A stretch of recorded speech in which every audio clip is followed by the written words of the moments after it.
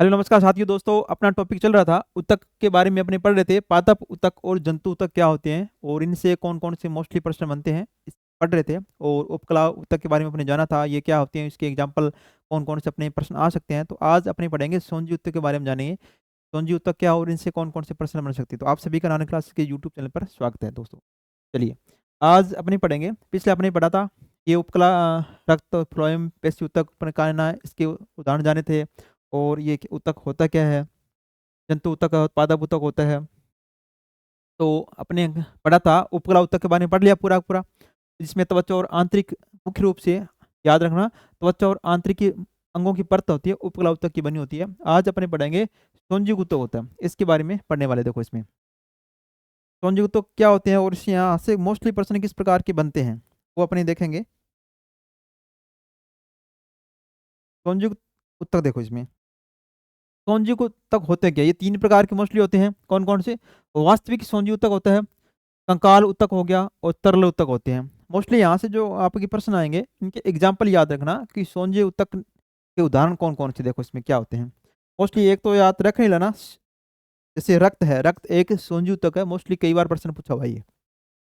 अब देखो सोंजी उत्तक होते क्या है। देखो सोंजी उत्तक शरीर के अन्य उत्तकों और अंगों को क्या करते हैं, जोड़ने और उन्हें समर्थन प्रदान करने वाले उत्तक होते हैं। यह भ्रूणीय मीजोड्रम से उत्पन्न होता है, याद रखना, यह भ्रूणीय मीजोड्रम से उत्पन्न होता है। मोस्टली प्रश्न यहाँ से इंपॉर्टेंट लगा लेना इसको। मीजोड्रम से कौन सा उत्पन्न होता है? सोंजी उत्तक उत्पन्न होता है। इसकी विशेषता देखो क्या क्या होती है। कोमल उत्तकों से लेकर कठोर उत्तक, जैसे अस्थि हो गया, उपास्थि होती है हो गया, इसके अंदर शामिल होते हैं। अस्थि, उपासी, रक्त हुआ, मोस्टली ये सोंजी उत्तक के अंदर ही शामिल है।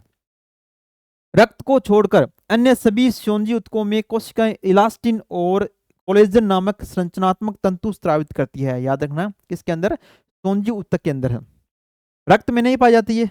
इसके अलावा सभी में अस्थि हो गया, उपास्थि हो गया, किसके बनी होती है? इलास्टिन और कोलेजन से बनी होती है। देखो इलास्टिन क्या होती है? लचीलापन प्रदान करने का कार्य करते हैं। ये क्या है? संरचनात्मक तंतु तंतु होती है जो इनके निर्माण करते हैं। जैसे कोलेजन होता है, हड्डियों में पाया जाता है, शक्ति प्रदान करता है। जो हड्डी है उपास्थि में कोलेजन पाया जाता है। और इलास्टिन क्या करता है? लचीलापन प्रदान करने का कार्य करता है। अब देखिए सोंजी जो उत्तक होते हैं मुख्य रूप से तीन प्रकार के होते हैं। इसके अंदर कौन सा आता है? लचीला, या जिसको बोलते हैं ढीला सोंजी उत्तक हो गया, संगन या घना सोंजी उत्तक हो गया, और शिष्टिकृत सोंजी उत्तक हो गया। ये तीन प्रकार के मुख्य रूप से होते हैं। देखो इसमें होता है क्या, देखो लचीला सोंजी उत्तक, इसके अंदर देखो लचीला जो सोंजी उत्तक होता है, ल्यूज कनेक्टिव टिश्यू जो है, जो कोशिकाएं और तंतु अर्ध तरल आधारभूत पदार्थ में स्थिर रूप से जुड़े होते हैं। और अंतरालीय सोंजी उत्तक देखो त्वचा के नीचे पाया जाता है। तो लचीला संयुतक है, इसके अंदर अंतरालीय संयुतक है, इसका भाग है तो एरियोलर। ये याद रखना आप, यहां से आपसे ये नहीं पूछा जाएगा कि अंतरालीय संयुतक है, मोस्टली जो पूछा जाता है एरियोलर पूछा जाता है। इंग्लिश नाम याद रखना, एरियोलर। एरियोलर मोस्टली जो प्रश्न आता है यहां से आता है, एरियोलर संयुतक किसका भाग है? तो ये हो गया सोंजी उत्तक का भाग है। सोंजी उत्तक में भी लचीला संयुतक है, ये एरियोलर है, लचीला संयुतक है। ये पाया कहाँ जाता है? त्वचा के नीचे पाया जाता है और त्वचा उपकला को पेशियों से जोड़ने का कार्य करता है एरियोलर संयुतक।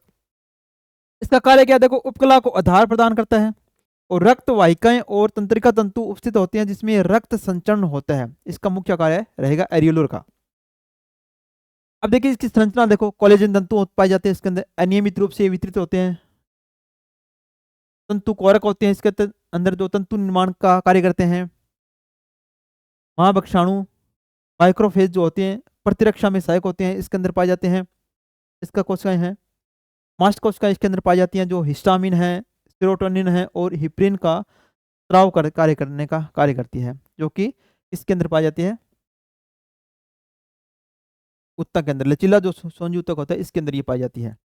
तंतु कोरक हो गया, महाभक्षाणु हो गया, मास्ट कोशिकाएं याद रखना, ये रक्त सोंजी उत्तक से संबंधित है। अब देखिए वसा जो उत्तक, देखिए इसमें क्या होता है? एडिपोज, इसका भी याद रखना, इंग्लिश नाम वाला याद रखना, एडिपोज याद रखना, एडिपोज। एरियोलर हो गया, एडिपोज ये किसके भाग है? सोंजी उत्तक के भाग है। इतना याद रख लेना, इसमें इस प्रकार के प्रश्न बन सकते हैं। एडिपोज हो गया, इंग्लिश वर्ड याद रखना। अब देखिए पाई कहाँ जाता है, ये भी त्वचा के नीचे स्तर पर पाया जाता है और एरियोलर भी नीचे स्तर पर पाया जा रहा था, ये भी नीचे स्तर पर पाया जाता है। इसका कार्य क्या है, वसा का संग्रहण करना। यहाँ से बनेगा एडिपोज, जो सोंजी ऊतक है इसका मुख्य कार्य क्या है, वसा का संग्रहण करना है, जो कि त्वचा के नीचे पाया जाता है। तापरोधी परत बनाने का कार्य कौन करता है, एडिपोज कार्य करेगा। बाह्य आघातों, खिंचाव और दबाव से बचाव का कार्य करता है, एडिपोज करता है। इसकी विशेषता देखो, भोजन के अतिरिक्त पदार्थ वसा में परिवर्तित होकर इस ऊतक में संग्रहित होते हैं।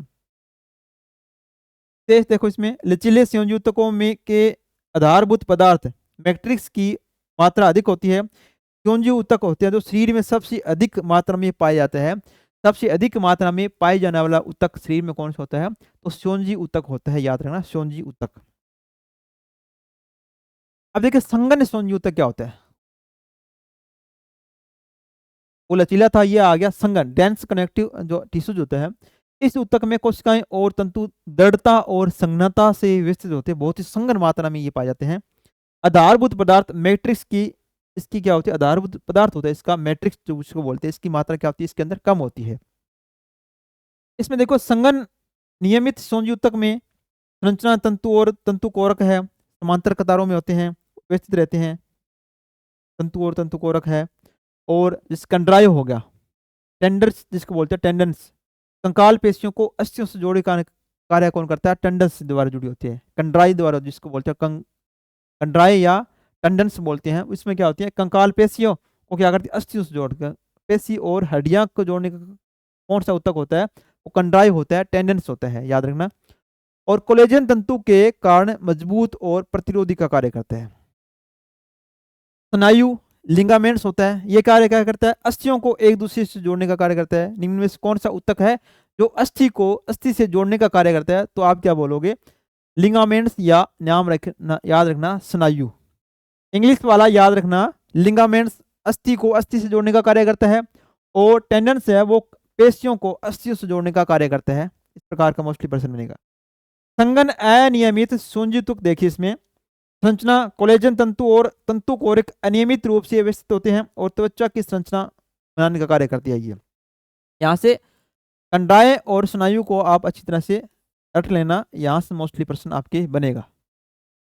अब देखिए कंकालीय संयोजी ऊतक, देखो ये क्या होता है, मैट्रिक्स संघन और खनिज युक्त होता है। इसके अंदर शरीर को समर्थन और संरचना प्रदान करने का कार्य करता है कंकालिया, क्योंकि हमारा पूरा पूरा शरीर किस पे टिका हुआ है, कंकाल पर टिका हुआ है।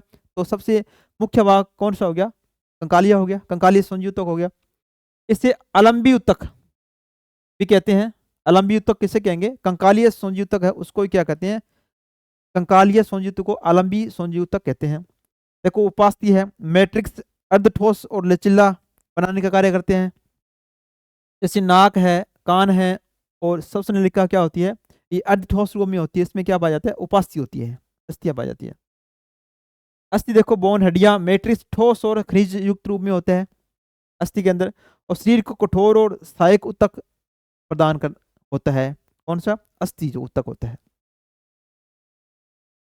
तो हेवेनीय संयोजी ऊतक देखिए इसमें, इसके प्रकार देखो, रक्त है, द्रव रूप में मैट्रिक्स प्लाज्मा रूप में पाया जाता है। इसके अंदर कोशिकाएं, लाल रक्त कोशिकाएं हैं, श्वेत रक्त कोशिकाएं हैं, और प्लेटलेट्स इसके अंदर पाई जाती हैं। द्रव रूप में मैट्रिक्स पाए जाते हैं, रक्त के अंदर उपस्थित होती हैं। इसका कार्य क्या है, पोषण है, गैसों का परिवहन करना और रोग प्रतिरोधक क्षमता प्रदान करने का कार्य कौन करता है, हमारा ब्लड ही करता है। लसिका, इसमें जो मैट्रिक्स होते हैं द्रव रूप में पाए जाते हैं।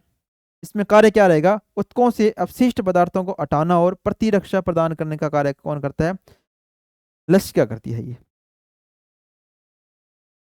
अब देखिए उपास्थियां, देखो उपास्थि ऊतक है। उपास्थि एक मजबूत लेकिन अर्ध ठोस अलंबी ऊतक है। इसकी विशेषता देखो, मैट्रिक्स के इसके अंदर मैट्रिक्स मुख्य रूप से कॉन्ड्रिन नामक प्रोटीन से बना होता है। याद रखना, उपास्थि जो ऊतक होता है इसके अंदर मैट्रिक्स भाग होता है, वो किससे बना होता है, कॉन्ड्रिन नामक प्रोटीन से बना होता है। किस प्रोटीन से, कॉन्ड्रिन प्रोटीन से, याद रखना। ये क्या करता है, लचीलापन कॉन्ड्रिन प्रोटीन के कारण आता है। जो कॉन्ड्रिन प्रोटीन होता है इसकी वजह से उपास्थि के अंदर क्या करता है, लचीलापन प्रदान करता है। नेक्स्ट देखो, इसके अंदर कोशिकाएं कॉन्ड्रियोब्लास्ट, ये कोशिकाएं मैट्रिक्स का निर्माण करती है। उपास्थि के अंदर मैट्रिक्स का निर्माण कौन सी कोशिकाएं करती हैं? कॉन्ड्रियोब्लास्ट। कॉन्ड्रियोब्लास्ट है, ये मैट्रिक्स का निर्माण करने का कार्य करती है, याद रखना, उपास्थि ऊतक के अंदर।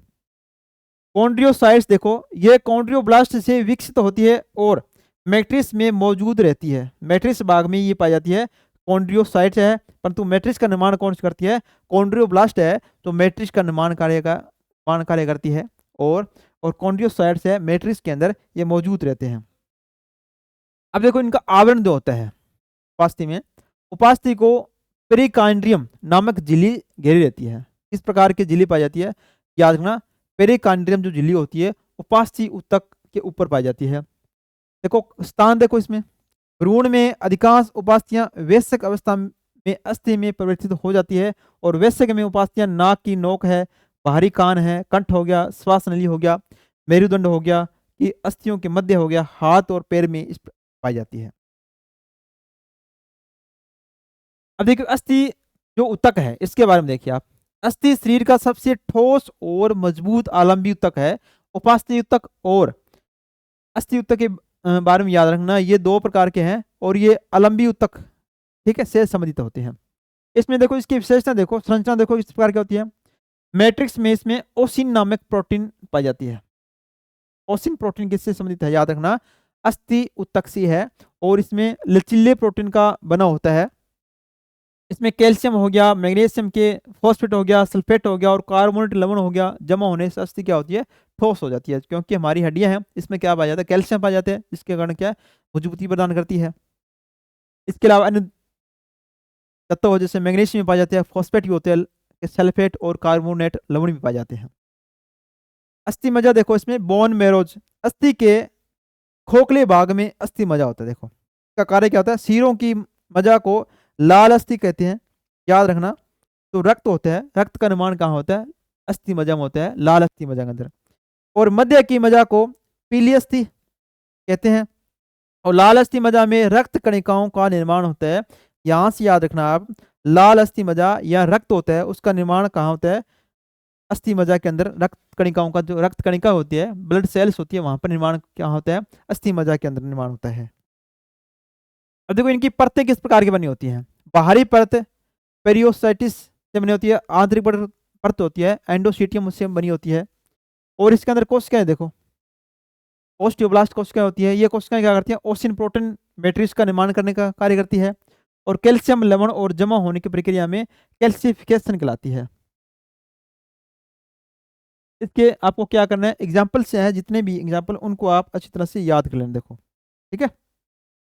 और टेस्ट सीरीज भी अपनी चल रही है साइंस और मैथ के लिए, बहुत ही शानदार टेस्ट सीरीज है, और नानी क्लास के ऐप पर जाकर वहाँ से ज्वाइन कर सकते हो। टोटली इसमें आपको 15 टेस्ट मिलने वाले हैं, जो आपके लगभग 3 से 3.5 महीने में पूरा जो सिलेबस है आपका 150 क्वेश्चन होगा, टॉपिक वाइज ये हो रहा है, पूरा सिलेबस इसके अंदर कवर हो जाएगा 3 से 3.5 महीने के अंदर। और बहुत ही शानदार टेस्ट सीरीज चल रही है। तो आज का टॉपिक इतना ही है, और अपने नेक्स्ट वीडियो में इसका जो उत्तर के बारे में रहे टॉपिक, वो नेक्स्ट वीडियो में करने वाले हैं। ठीक है, धन्यवाद दोस्तों।